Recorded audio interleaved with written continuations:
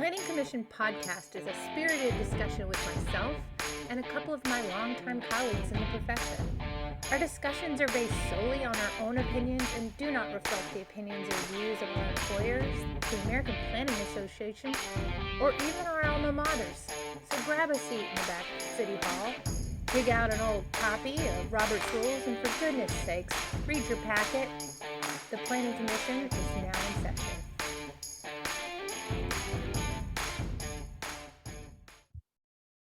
What's happening, everybody? Welcome to another episode of the Planning Commission podcast. Next stop, America's largest city. We're going to talk a little transit today. Oh man, we've been waiting to talk about transit. I can't believe it's taken us till episode, what are we on? 23, season 2 to talk about transit. That's hard to believe. Fellow commissioners, are you ready to talk a little bit about some buses and all the other aspects of transit? Yeah, let's call the meeting to order. Meeting is in order. We're ready to go. Okay. So first things first, this is something I really enjoy doing because I like to being the host. I get to kind of pull strings. Sometimes that's devious. Like today is that master? Yeah, completely. Today is that devious day. Everybody has their string. Right. Mine happens to be, as I think people have gathered by now, big box schools. Oh, it drives me nuts. Big old schools on the edge of town that completely drive, sprawl, and cost us immense money, health implications, social, mental health, on and on. See, my string is being pulled. So let's just relax. Let's pull that back. But today is not my day to have my string pulled. It's going to be another commissioner, I have a feeling. So here's the question that I want to ask of us before we kick off this episode, get into our whiskey pairing.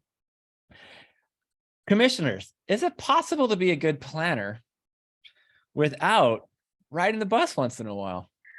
No, absolutely not. One of our heads is about to explode right now, and I know who. So probably go two ahead. of us, maybe three of us. Jess, being up in Alaska, one of the projects we pursued a few years ago up there, we did this revolutionary thing for this transit study as a consultant. We actually put in our proposal that we were going to ride the transit services as part of planning for them.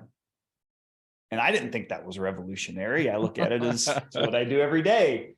And we get the comment, the reason that the committee really chose you is because you said you were going to ride the buses. Wow. Whoa. Mind blown. How many board members don't know how a fare card works, right? Well, I did a bus rapid transit showcase thing several years ago, and we had a transit board with about 30 members, and I just decided to showcase bus rapid transit possibilities, but I also decided to do a social experiment. So when we did the tour, we did it on a transit bus, and I made sure we gave them each a fare card. And I made them board one by one doing the fare card. And what I did was I was showing, hey, if you can do bus rapid transit and do off-board fare collection, everybody can get on this bus in 20 seconds versus the 3 minutes it took. But the social experiment was how many of those transit board members actually knew how to operate the fare card. Right. And you can imagine the success rate of that, just knowing what you know. Or pull the cord, right? Like, oh, wait, that's how it works? You don't just jump right off a moving bus?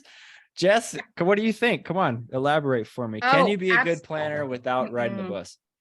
No, you got to ride the bus. And I think the thing is you got to ride a lot of buses. You got to check it out in different communities, try out different kinds. With the one kind of transit, I've never been on a paratransit vehicle, seen inside one, but I've never been a passenger. And I think that is probably paratransit and on demand are some things that a lot of folks, and including me as a planner, haven't use those services at all, not even for practice. And that's an area where I could do better as a planner and really kind of get out there. Cause I could call one of my buddies at the planning or at the transit department and say, hey, can I go on a ride? Can I do a paratransit flight? And I just haven't done it, but that will be on my list of things to do this year. It'll be a goal, trying to make them nice and specific. Yeah, So I will do yeah. that in 2023. I'm going to call Jamie and say, hey girl, help me out. I'll say this. I don't even understand how you can plan if you're not even curious enough to ride a bus once in a while. Like, I understand if you're in a rural community and you have no busing. I get that. Right. Or even if you work in a city where there's just not a lot, and, I can understand some circumstances, but if you go to a conference, and I've been to one, I remember one in Washington, D.C., it was all about walking. And I had planners saying, oh, I took an Uber. What are you doing? The whole conference is about walking. No, I went to the APA conference in San Antonio. Right. And I'm going to take the bus from the airport, $1.50, whatever. I'm going to be nice to the agency that was sending me there and lower my expense report. And when I was leaving from the hotel, somebody sees me with my bag, and a guy is like, hey, you want to split a taxi to the airport? Or he's like, and I said, no, I'm taking the bus. Oh, we can split a shuttle. I'm like, no, I'm going on the city bus. And it was just kind of like, oh, when he walked away, I'm going away. But here's the other funny part. Because I didn't get a receipt for that $1.50 each way, I couldn't get reimbursed for it. So I'd have been better off paying the $50 for the taxi ride, because I would have been reimbursed for that. To me, it's an intellectual curiosity, right? A professional curiosity at the very least. Even if you're not like a transit planner or even a transportation planner, you got to know what TOD is as a land use planner, right? I mean, come on. If you've never gone into the tunnels of DC and come out and looked around and go, whoa, this is pretty, I'm in a whole new place, right? If you've never gotten off at the airport in Denver and had the weed smell just waft over you because it's legal in Colorado, right? That's a thing. That is a thing in Denver, man, right? I mean, so my point is just like, wow, I don't think so. I think that it's a bigger picture than just even the experience of transit. I think it speaks volumes about just immersing yourself in all the things that we can do and touch, have our fingers touch as planners. That's kind of my bigger picture. Well, I would say on that ride, that San Antonio example, it was probably a 45-minute bus ride. I saw neighborhoods that would never been subject to any of the tours or anything. I saw people interacting with each other and the flavor of that and the cultures, especially in a city like that of course we weren't going to get inside the walls of a convention center anyway. So yeah, I took it as an experience and a learning opportunity. Go ahead, Jess. I have a thing about sports ball. I know you guys will enjoy. So that's transit related. So y'all know I went to the, I don't know anything about sports. Did you just call it sports ball? Is that what you said? I That's think as bad as me calling it shrimp and grit. Well, it's the sports ball. So I went to the Rams Chargers game on New Year's Day. God dang it. I'm a Rams fan. We lost. Yeah, you did. It was beautiful. So such a bunch of Chargers fans. So anyway, I before we leave our hotel, I said, are we driving? What are we doing? And they said, oh yeah. They say it's a mess to take an Uber. And they said, but it was weird. The people at the hotel said we should take the train. And I said, we should take the train. And they were like, no way, I'm not getting on public transit in LA, blah, blah, blah. And I was like, doesn't the train station, it's just right there. It's like 2 blocks down. And they were like, yeah, but we'll just drive. We have this car. We were in this car, blah, blah. And I thought, welcome to LA, baby. Yeah, somebody at our West Hollywood hotel just told us to take the train. We probably should have taken the train. So we should have taken the train. We get there, we pay $80 for parking, first of all. And then on top of that, after the game was over, we went out and sat in the parking lot for 2.5 hours until we could actually get out and get on the road while the tens of thousands of fans go out. And I was just like, I'm sitting there going, I'm not going to say this out loud, but we should have taken the train. And so that's, I always take, if it's there and it's, and I can just go straight to a big thing like that, because I'm not sitting in a parking lot. It sounds like a terrible idea, but and you took the 5 to the 405 to the 101. Oh my God. I just didn't listen. There were too many numbers. Believe me, I know involved. That code language. Yeah. All right. So I think we have it's resolute, it's unanimous. if you're a good planner, man, be curious, go ride the dang bus, right? If you have access to rail, heavy rail, light rail, whatever, jump on that. That's kind of fun, especially if you don't do it every day, right? So immerse yourself in humanity, try something new. I think we're all on the same point. All right, so let's move forward. Now, let's come into the whiskey pairing. Now, normally, my fellow Commissioner Kostelik, handles this on his own. However, our guest today, who I'm going to introduce now, is going to do most of the introduction of this whiskey, even though she's a gin person. And yes, gin is fantastic, especially in the summertime. I would agree with that. But our guest today, all about transit, man, right? Next stop, America's largest city. Our guest today, Miss Tara Crawford, Director of Transit Planning for the Jacksonville Transportation Authority. Tara, welcome to the Planning Commission podcast. Hi, good afternoon, everybody. Glad to be on here. We're so happy to have you here. So I'm going to have Don take over. Go ahead. What's our whiskey today? Well, I'm gonna let Tara tee it up. We Okay. did have a first here because we've had people maybe bring their own appeal on or whatever, and Tara suggested one for that, and I would have been totally happy going with the gin. We can diversify that. It's very good in Wait till cocktails. summer. But she also gave a specific whiskey that is great, and we'd encourage more guests to do that. So Tara, I'll let you take it away and talk about your choice, and I have it here in front of me, but I'll put it up as you go through. He's already been Awesome. taking a couple snuffs off that, right? Like, Awesome. Well, Tara Crawford, born and raised in Nashville, Tennessee. So, as a Tennessee born and raised, like we do whiskey and bourbon there. And so growing up, I was really raised on Jack Daniels. And so it wasn't until I was like after college, early 30s, I heard about Uncle Nearest. And so Uncle Nearest is basically, it's more historical reference.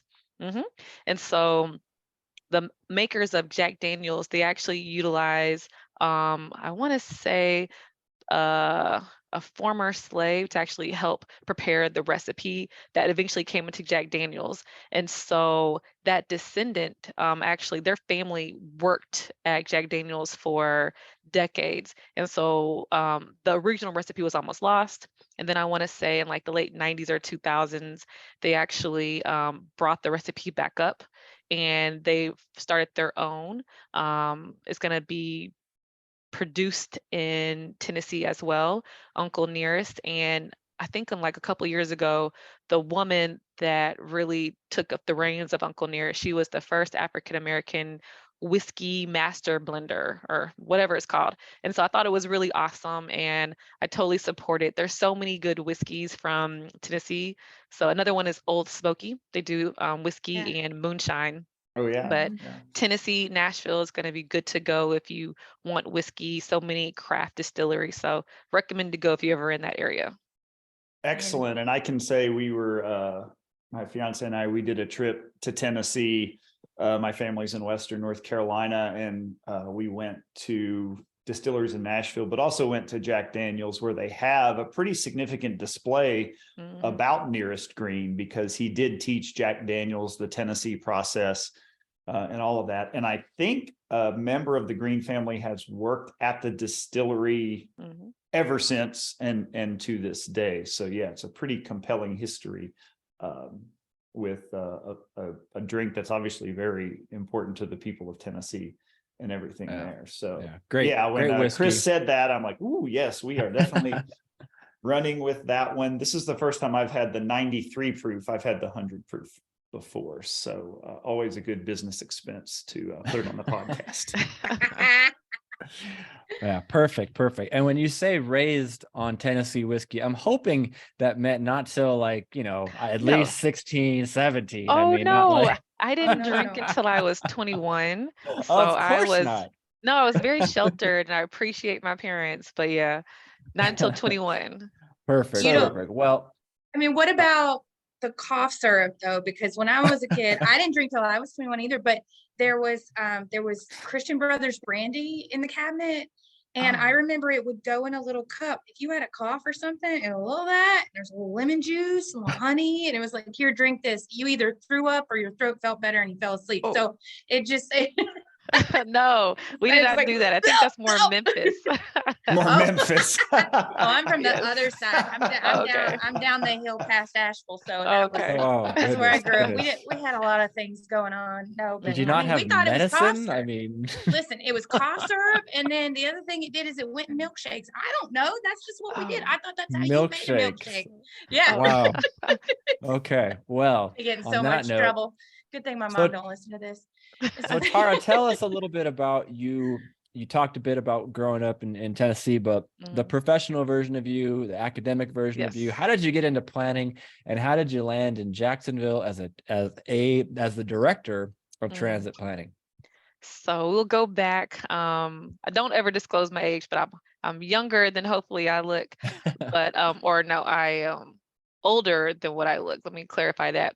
So I went to school at Florida A&M in Tallahassee, and so I was going to school because that's what you are taught to do after high school: go to college, get a degree, and I did public management with environmental science specialization. And so it was really great because in my environmental science classes, that's when I found about this career choice or this industry called planning.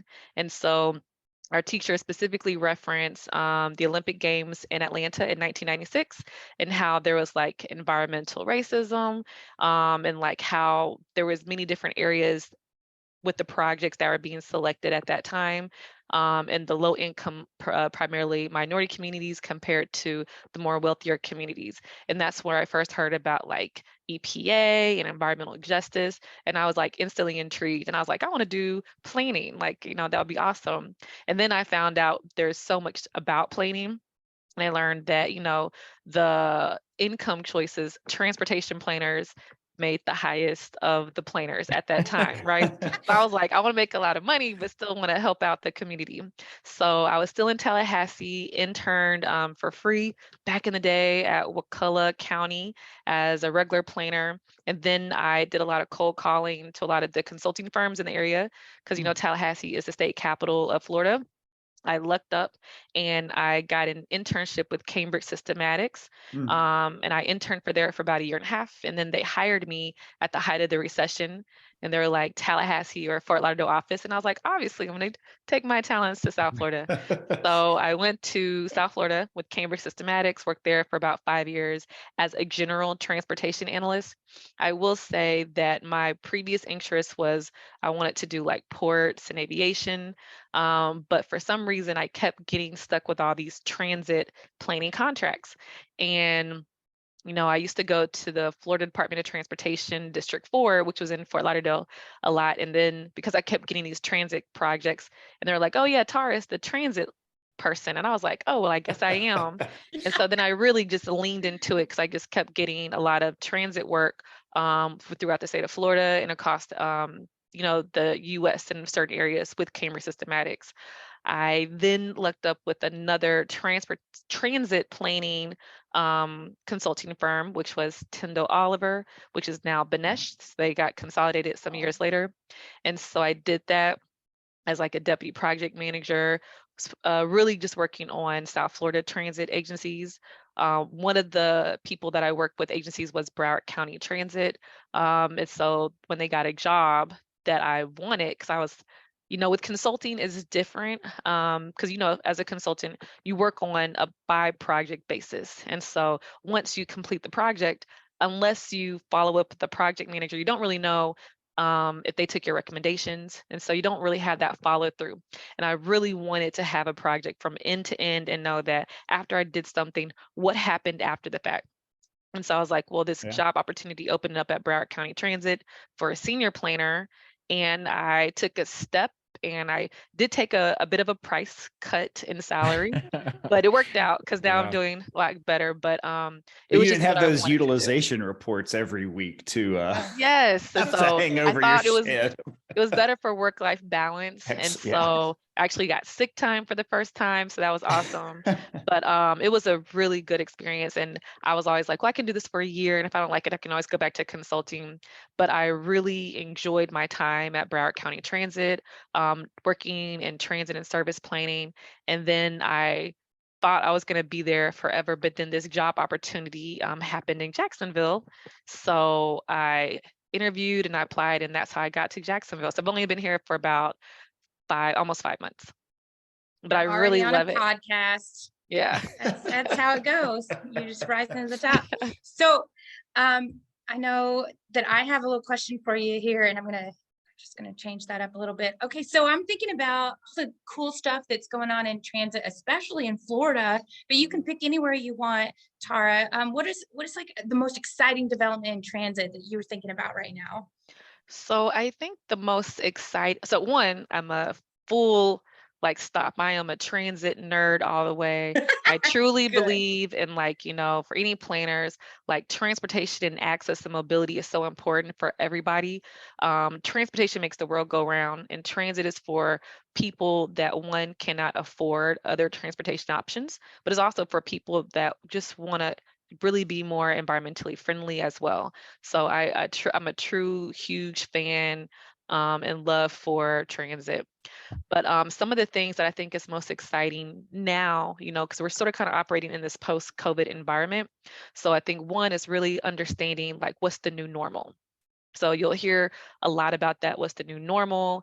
Different patterns have changed. In the state of Florida, most people have really moved here after the pandemics. We have South Florida, which is now one of the #1 highest inflation areas in the nation, beating even New York, LA, and Seattle, San Francisco. So a lot of people are wanting to move here because they found out that we have nice weather mostly year round. We have beaches, some really good airports. So a lot of people are moving here, and there's no state income tax. So I think it's interesting if you're in the state of Florida. Some inciting endeavors too. It's like they think as we get more tech involved, there's autonomous vehicles and how that really factors in moving forward. So you'll see a lot more pilots of that. They just did one in Las Vegas.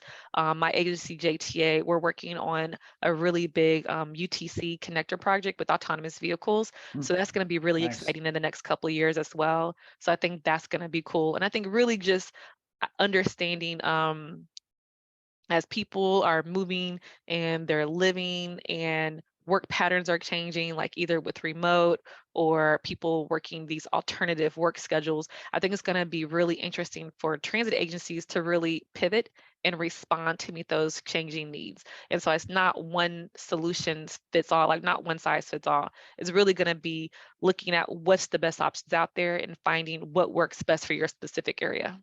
So you've worked in transit in Fort Lauderdale and Broward County. And then if anybody didn't catch how Chris teased it, as the largest city in the United States, Jacksonville being the largest city geographically, how does that differ? What are the challenges? What are the opportunities versus, I think, what a lot of people would see as the major metros and their transit systems, the Bostons, the New Yorks, the Chicagos, the DCs? So it's completely different. And then I think it's also different from our structure. So JTA isn't a transportation authority. I previously worked at a transportation department under division of county government. So it really depends on the structure of the agency as well. But working in such a geographically large area, one of the major things is realizing that this is a completely different setup. We have rivers, we have so much rivers and water.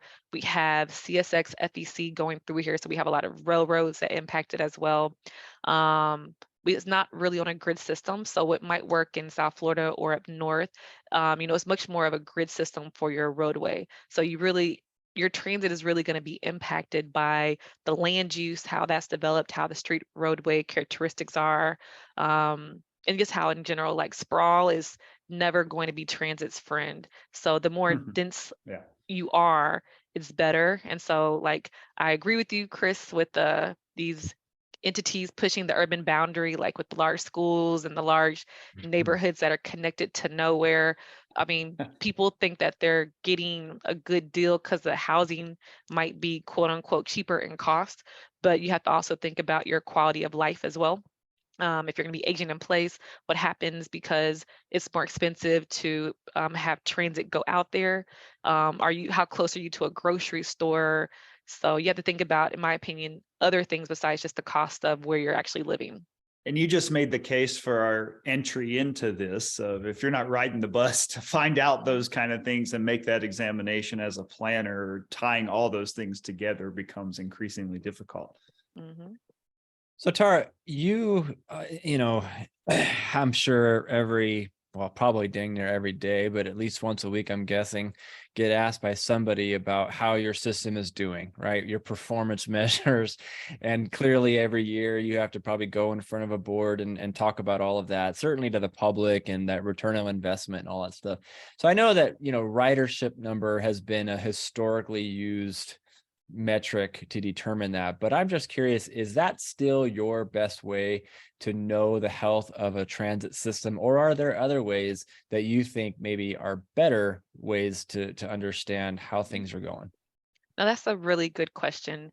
Currently, right now, FTA, the Federal Transit Administration. Sorry, I want to try to make sure I'm spelling out all acronyms. Oh, that's But no, we used to do an acronym gong on here. oh, So okay. make sure that Yes, but so they're looking at it. I think again, as we're operating this post-COVID environment, ridership is still typically used as like the measure, but I think we're looking at other ways. So other ways that we realize, like down here in Florida, we really looked at the fact that, remember going back in time in 2020, there was like a good 3 to 6 months that all areas that it was pretty much shut down, and that, the only people that were really traveling were people that were considered quote unquote essential. So people that were going to healthcare places, dialysis, if you're at a convenience store, a grocery store, those individuals were deemed essential. And so a lot of those jobs don't really have the highest like hourly salary, like, or wage.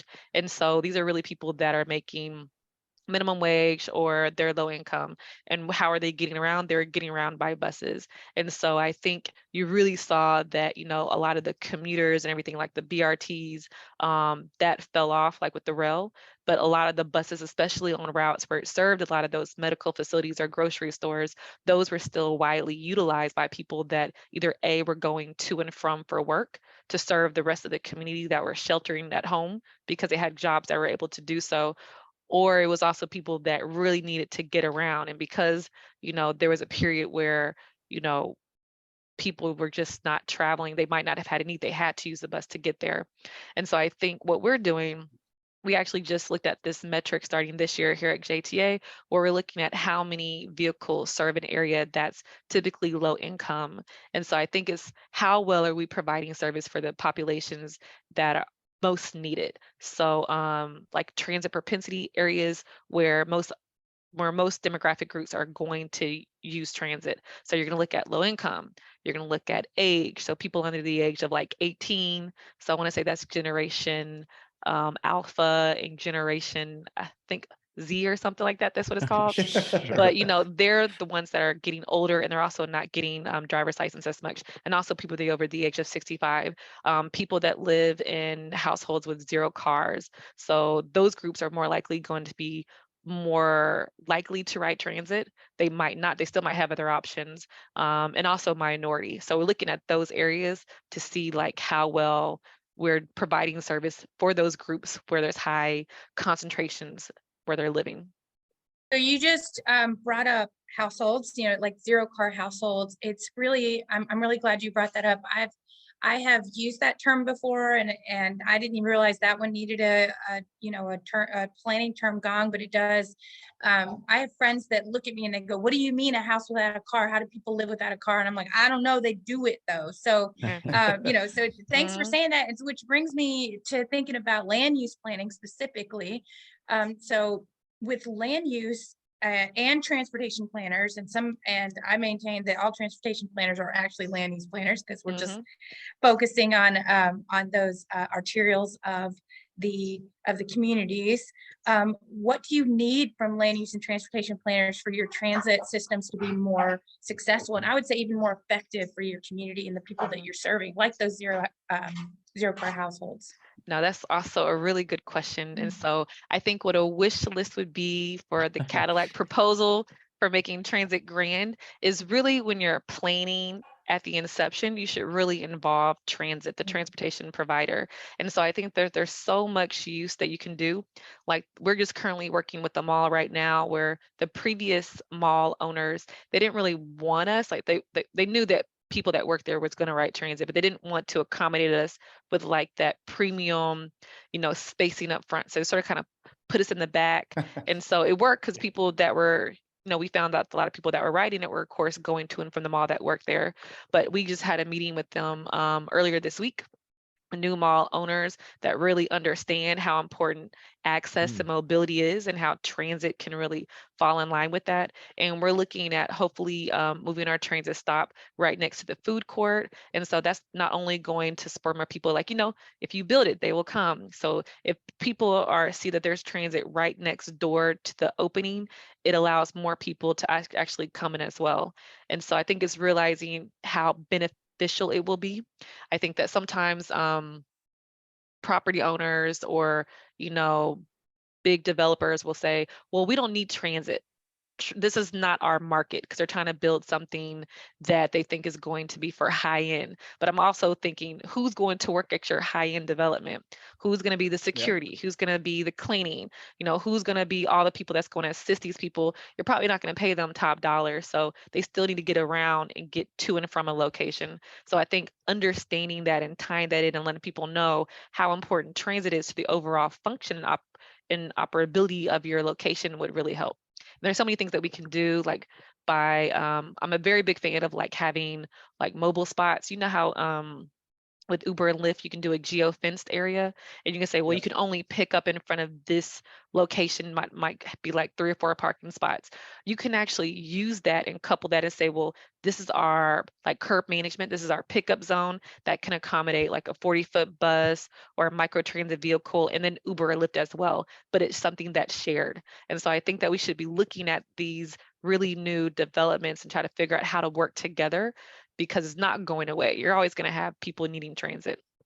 Well, one of the things I think about too on the data side, and Jess kind of alluded to this in terms of, and it's even how, like, I think if we don't use things like census data in the right way, because the metric in the census is something like households without vehicle access. And so we'll hear a number like 2,000, 3,000 households without vehicle access. We don't do a very good job translating that to people. If we know that the household size is 2.5, 6,000 times 2.5 is all of a sudden a very different number than 6,000. And I think it's something we don't always catch that. You mentioned in your intro working on things like autonomous vehicles. You even mentioned microtransit. I've a little bit of my history. I used to work for Chicago Transit Authority, and definitely the kindred spirit on the transit nerd side. And I've always had this philosophy that in our country, we ask transit to do 3 things. We ask for it to be a commuter service. We ask for it to be an economic development tool, and we ask for it to be a social service. And even in our largest, most well-funded systems, the ability to do all 3 of those is very limited. A, do you agree with that, or how would you change that statement? And B, how do things like autonomous vehicles, micromobility, microtransit allow agencies to better serve all of those functions? Okay. A really good question. I'm going to take that apart. So let me answer the first question, or the first thing.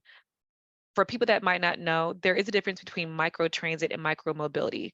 So microtransit is sort of kind of using some kind of technology similar to like an Uber or Lyft, where a transit agency can also, shuttle people around to and from. It's usually like a first and last mile solution, right? Micromobility is more encompassing like bike share or the electric scooters that are now popping up. And so one thing that we're doing here at JTA, we're actually just launched in October of last year a My JTA app that is over the course of like the next year going to be like a one-stop shop for micro, or not really for micro, but just for transportation solutions overall. We're going to be partnering with Uber and Lyft to say that if you are putting in an origin and destination, it can tell you how to get there from either using a bus using one of our micro transit offerings, looking at Uber or Lyft or a taxi, or even hopefully getting to like bike share and electric scooters. So we're still working on some of these partnerships, but that's something that we want to have overall. And I think that's something important, is realizing that you need to have all those options for people to even look at, so they can see, one, okay, where's your bus?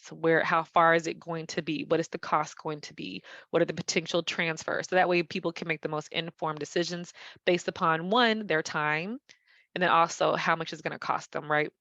I think going into your other question, hopefully I'm going to make sure I'm answering everything. What was the other part that you said, the very first part? So I sort of Just kind of take about, it backwards. yeah, just transit being asked to be all these things, a Mhm. commuter service, a social service, and an economic development tool, but the resources to do all three are, even in our Correct. largest cities, a challenge. Yes. And so I think in that regard, it is really hard to have everything. I think overall, like transit, like buses have, I think, a negative stereotype pretty much universally within the United States, outside of, like, let's say New York. And so people are thinking that people that are riding the bus, are what, homeless people, or the people that are like people that you don't want to go to where you are. But then again, if you ride the bus, like we talked about, so you ride the bus and I see people get on the bus with their strollers. I see people getting on with their children.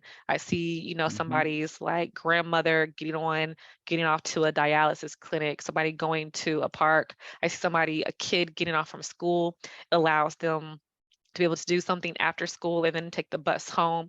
So to me, I really look at transit being offering these people more access and mobility to have a better quality of life. So that's what I see when I ride the bus. And I think it's unfortunate that message is not universal, because I think sometimes I think the media really spreads the negative about transit in general overall. So what about like I would say maybe transit literacy. My daughter was in a school when I lived in North Carolina where the second grade teacher would take them on field trips using the city bus. And I'm like, teaching youth how they can navigate independently around their city with these systems is something that just isn't taught. Have you ever heard of any programs where the transit agencies are in the schools doing those types of things? yes, we actually, so I feel like you're setting me up for like all these really great responses. So We've JTA, been we have stalking you. We know we've got no, but so technology works really well. okay, so we actually have this program with the Duval County Public School Systems that was launched like last year as a pilot, and now we're making it official. But anybody that is in middle school or high school can just show their ID and they can get on and ride the bus for free. And so that was something that's really good. We're getting over 1,000 students a day riding the bus, which is awesome. So that's something that I thought was really good. In addition, just making sure, well, I think that's like the main thing, is having that option for kids. Yeah, it seems like stuff like that ones build support, but also can help get over that stigma as those folks age into adulthood. No, I had a Yes. great time hanging out and doing things with friends and doing that, and didn't have to drive, had my independence. I could text the whole way. Yeah. And then, something I forgot, we actually have these, our public engagement group, we actually have travel trainers. And so if somebody calls in, we can actually have somebody go in and work with like a group or an individual and teach them how to ride our various services. So that's like really awesome that we have that as well.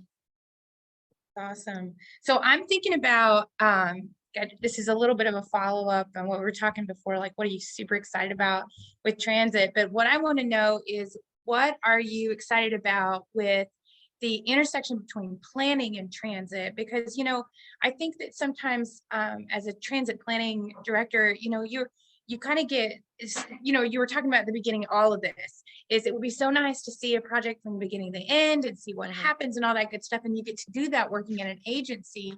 But what really is super fun and exciting when you're in that cross section of the planning and the transit? Is it really seeing that system come into place, or is it more process? Like, kind of what gets you going? And we're super nerds, so we love a lot of really nerdy things. So we're excited about your biggest nerd excitement at your job right now.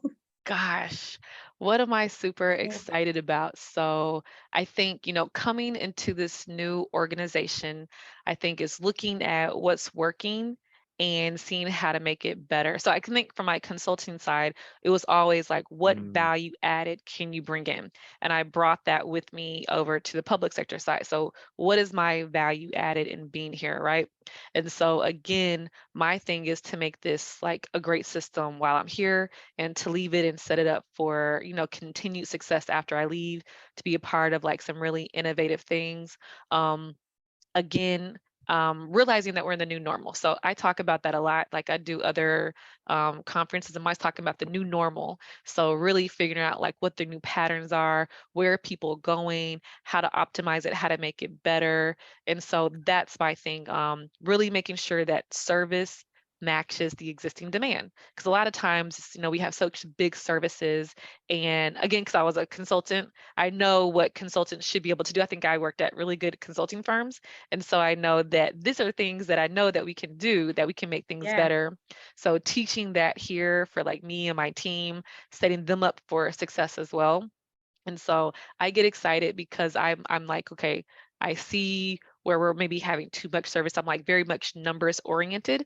Then I like to couple that with going out to the field. I also think that if you're in transit, you cannot, this is not a desk job. You have to get No. out, you have to ride the bus. I think it also keeps you grounded in the fact that what we're doing. So, people that ride the bus, they pay my salary. I work for the people that ride our system, looking at what they're doing, what are some of the issues that they're having, what do I have as a first time writer, as I'm writing it. So thinking of all of that and how to like make it better and more seamless. So those are the things that I get really excited about. Also, as what you said, like with the land use, like I can see, because you're in all these meetings with like land use and like the private developers, you can see what they're planning for in the next like 5 to 7 years, and you're like, I want to be included, let me be involved. Don't forget that, like buses are typically about 10 foot 6 inches from mirror to mirror. So we need like a minimum 11 to 12 foot lane. So if you have like street calming with a 10-foot lane, the bus is going to slightly go over on the line, so it's not going to be safe. So that goes into also your vision zero components and everything in complete streets, and context sensitive design. So you have to be aware of all that.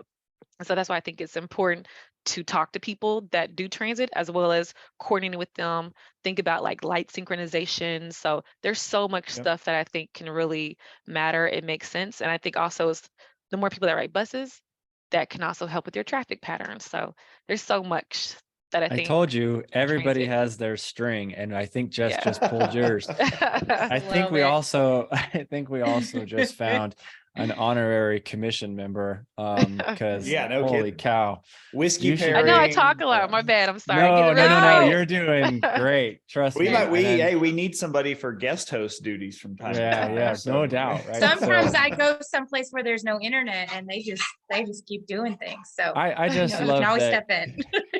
I just love it. I guess that's a little bit of a segue to our final question, but you talking about you got to get out of the office, and it's just kind of like I am so blown away that there are people in this country, and clearly you are not one of those people, and I don't think either of the three of us are either, that don't grasp that concept as planners. Like if you don't get out of your office or cubicle or whatever you got going on and walk and take a bus, take a bike once in a while, like I don't understand how you can do that job. So Tara, one more question, and then we're going to get it up into the lightning round here. A little bit broader. Jess kind of talked about what is exciting to you about the intersection between transit and planning. I want to ask you this question. You've come from the world of consulting, and now we're in the public realm, which we, all three of us, think is kind of, I don't know about prerequisite, but it's something that would be great for all of us to experience as planners, one way or the other, to have, dipped your toe in both pools, so to speak. But I want to ask you this. So are there ways that you think it can be done, or what ways would you make it more appealing, planning as a profession, more appealing to the next generation that's coming up? You mentioned some of those two generations by name, Z and A, where I guess we're starting over the alphabet here. So what is it that our profession can do to become more appealing so that brain trust collectively, cumulatively is strong and even stronger? So that's something also near and dear to me. When I was in South Oh, Florida, I really like to volunteer a lot with the youth. And so I think that STEM, so science, technology, engineering, math is so important. And I think it's important to let kids know that math is important and is easy. Because I hate when I talk to adults and they're like, I'm not good with math. And I'm like, yes, you are. You know how to like add dollars and cents. So therefore you're going to know it. And so I want people to be comfortable with math and, with data and understanding. And if you have a problem with you're stuck in traffic or you're like, oh, it takes forever for you to walk and why we got to go there, that's like planning. So I think tying it into how it's applicable. So I remember I used to do this exercise with one girl I mentored, and I'm like, well, what do you want to do? Where do you want to live? Exposing kids, or how do you think you're going to get around? And so letting them know what kind of opportunities are out there, what kind of jobs are out there, being more in the schools, like middle school, high school. So I think people know, like now they want to be a TikTok or an influencer.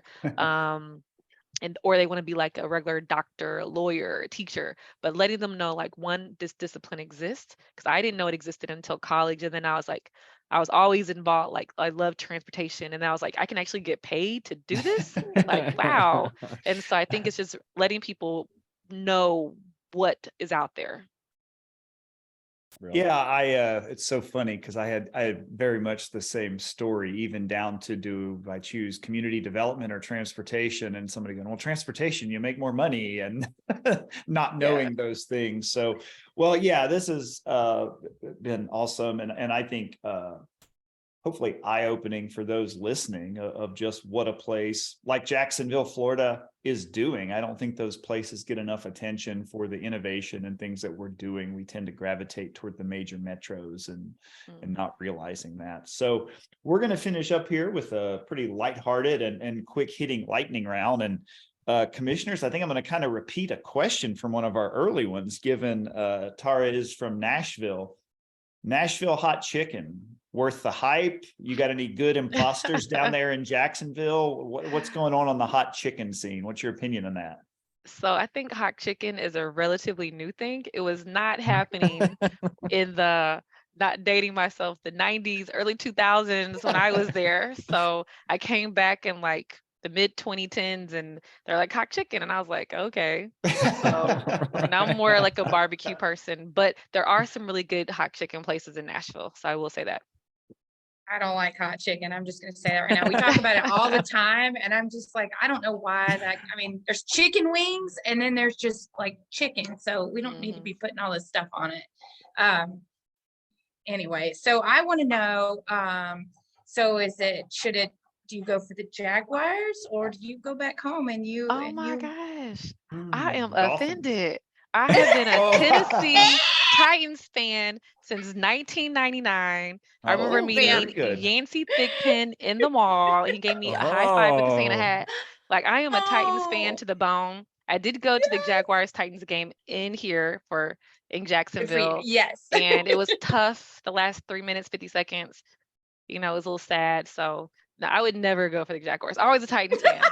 Forever and ever. Awesome. Wow. Perfect. So You guys like how I got a sports thing right? And that's true. I feel real Are good. you going to call it a sports ball again? I want to just listen, all morning, all morning, I've been trying to remember. I'm like, there's some pirates, there's like a dolphin, and then what is the other one? And I lived in Florida. It's okay. They're not born important. in Florida. Like it's okay. You're not missing out on anything. Well, and the city of Jacksonville is probably still drunken, off of that pretty amazing victory last weekend. There's a chart. I mean, that was a pretty awesome game. They don't know what their team's mascot is either right now. They're like, it's always the Jags. Yeah. So people at my job busted my chops, but it's all good fun. Have you had any of the water out of the fountain of youth down in St. Augustine, Florida? I have not been to St. Augustine yet. That is Oh, that's something a to pretty do. cool town, man. It's been cold. So again, I've lived in South Florida for like the past 13 years, and it's been like really cold up here, like 30, 40, 50. I feel like my blood is thin. So as it's It now, is. it's like nice. I will be going to St. Augustine, I think sometime in like February or March. It's a pretty cool town, man. It's a really cool place. I like it. Last concert, next concert. Oh, my last concert. Oh, I don't know. It was before COVID. But my next concert is, I think I am trying to go to Jill Scott. So Jill Scott is performing here in Jacksonville. I don't know if I want to go. I might go home to it. Nashville with some friends, or I might go to Atlanta with some friends. But that's gonna be for sure my next concert. And then of course I want to see Usher in Las Vegas. So Yeah, mhm. that's a minute. But I feel like you got to go home to Nashville to I see Jill know. Scott, and then you got to go to Vegas to see Usher. And if you Yeah. call me, I'll meet you in Vegas. I don't have any problem coming down to see Usher. When you were Oh in my gosh. college, what was your first impression when you saw the FAMU marching band? Oh, you know what? I went to FAM because it was always going to be an HBCU for me. Nashville's really big. It has like Fisk, it has Meharry, it has Tennessee State University, it Mhm. has Vanderbilt, Belmont, like so many colleges. So I knew I was always going to college, but I wanted to go to an HBCU, and that was like TSU, but not in Nashville. And so there was like this Atlanta classic that used to always play, and FAMU would play TSU. So that's why I was like, oh, I want to go to FAMU. So I knew Nice. about the Marching 100. So Yeah, we played when I was in college. We played, I think it was Tennessee State, and they Mhm. brought the band on the road. And it was so great because they did like this whole 2 steps forward, 1 step back to come into the stadium. And I don't think they got into the stands till after the first quarter. That's how methodical it was. So it was definitely a great thing to watch, and certainly cultural for HBCU. Such a cool environment. Last mhm. vacation. My last vacation was Medellin. So I did that last year. Oh, And I have to ride transit I wherever would I say go. transit tourism. Dang, man. Yes, I do transit wherever I go. So I rode the buses there, and then also did they have like a cable that goes up into the mountains? That was like amazing. And I was like, I can see this. It was like super cool. So anywhere I'm going, I'm always gonna ride the bus. My friends get mad at me. They're like, fine, let's just do the bus one way. So So you're I'm always gonna do it. basically okay. So I think Jess might still take the taco for the worst vacation picture ever taken, because all of us, and you, I think, are included in this. It sounds like that when we as planners go on vacation, rarely do we take the selfie and we have, great food. Oh no. This one took a picture of the inside of a portable toilet because of it all being stainless steel, and her just be blown away by what was going on. It was not portable. It was a transit stop. Anyway, it was in Switzerland, and like everything all worked together, and the sink and the toilet were the same thing. It was very weird. I was Oh. uncomfortable with it, and I decided this was like one of those like good in theory ideas, but in practice it just grossed me out. But I mean, it was clean though, I think. I don't know. But How do point you being is tell? that when we go on vacations as planners, we generally take pictures of and make sure to see attractions that aren't attractions to most other people. Oh I was going no. to say, Tara, what's the coolest picture on your phone from that vacation, transit related? Me on the cable. So Oh, I yeah. thought that was the coolest thing. And I was showing videos. I was like, look, this is what I'm doing. But I love Listen. it. I'm a nerd. I take pictures of the buses. I like going to like the bus stops and seeing the infrastructures. So I'm just like, I just think it's so cool. I'm like, oh my gosh, wow, look at this. And my friends are like, okay, Tara, you got 5 minutes, and then we're gonna You're done. walk. Yeah. Listen, I think we have a 4th commissioner. I mean, we've got to update bylaws I and think everything. And planning school in this country needs to have a side course that's some sort of an intervention that prevents us as planners from going down this road of not enjoying our vacation. Well, the I way enjoy normal it. It's a part of my vacation. I feel like it's something you have to do. I remember why- my I first- agree. We're all the same, kindred spirits, man. first trip Oh I my did to gosh. Vancouver, I'm like, this is probably one of the most diverse transit systems in terms of the So different cool. modes and different things because of the ferries and all of that. So yeah, I made sure I checked Yeah. all those boxes. Listen, We have Vancouver. ferries. Vancouver is the coolest town. It's the cleanest town I've ever been in. Cleanest city I've ever been in. Also smells like weed all the time. Super clean. It just smells like weed. Okay. Take your what word is for that. happening here? Well, Super when you bad. came back from that cable ride, you probably came back to Jacksonville with all those big mountain peaks in Jacksonville. It was like, oh, we need all of that, right? That was still when I was in Florida. So when I was in South Florida, they're also thinking about putting a cable across like the causeway to connect downtown Oh. Miami to South Beach. Oh I yeah. don't think it would do it there because of hurricanes and like the winds, but I Yes. think it's a cool good when point. it's effective. But here, we have ferries, we have micro transit, we have scooters, we have bike share. We have a lot of really good things. We have one of 3 metro like movers, like Mhm. we have like Oh a yeah. so one of Like in 3 in the Detroit nation, and yeah, Detroit and Miami, and Miami. here. Yeah. Yes, I think Jacksonville has a lot of stuff really going on. So it's really good All to I be here. know, all I know is I want to put out a little bid for some community to put up a zip line as a source of transportation in their community. Oh. That's all I want. That is all I want. I want some sort of zip line system. I don't know if that's transit. I don't know What if could that's go micro wrong? mobility. No, it's I don't fine. know. Everybody signs a waiver before they do it. Like just I like you Oh, do did when you that in yeah. Costa Rica and I had a good time. My friend didn't, it's easy to get caught up in the lines. So maybe not for everybody. listen. Yeah, If, yeah. and you know what? Personal vehicles are not for everybody either. So No, they're not. I'm trying to add diversity to the system and help out the people who are really looking for a little adventure on their commute to Okay. work. That's all I'm doing. Good looking out, Jess. Okay. Good looking out. All Well, right. thank you all so much. I yeah, really for sure. appreciate it. We Thank appreciate you you. coming on, Tara. Tara Crawford, Director of Transit Planning at Jacksonville Transportation Authority. This has been everything we wanted and then some. So thank you for your time. Thank you. I second And- that. Yeah, no doubt about Yes. it. All right, commissioners, I need a motion to adjourn. Can somebody make that motion if they're not in the country? So, Digital quorum, digital. Oh, okay. Yeah, All we're right. So good. moved. All right. second. All right. Excellent. Thank you very much, listeners, for tuning in. www.theplanningcommissionpodcast.com. Go to our website, all of our social media, Instagram, Facebook groups. Just keep typing in Planning Commission Podcast and you're going to find us.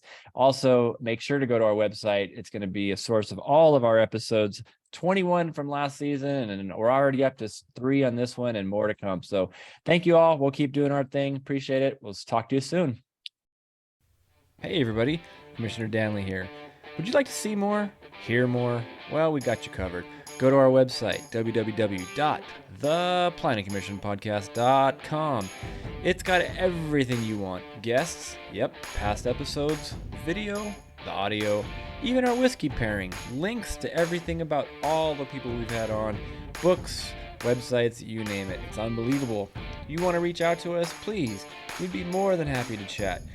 You can email us, planningcommissionpodcast@gmail.com. If you want to tweet at us, go for it, @planningcommish. We're also on YouTube with the Planning Commission Podcast channel, Facebook. Heck, send us a carrier pigeon if you need to. We'd love to hear from you about ideas, guests, you name it. Thank you for listening. We appreciate it. We'll keep doing our thing. You keep doing yours. Have a good one.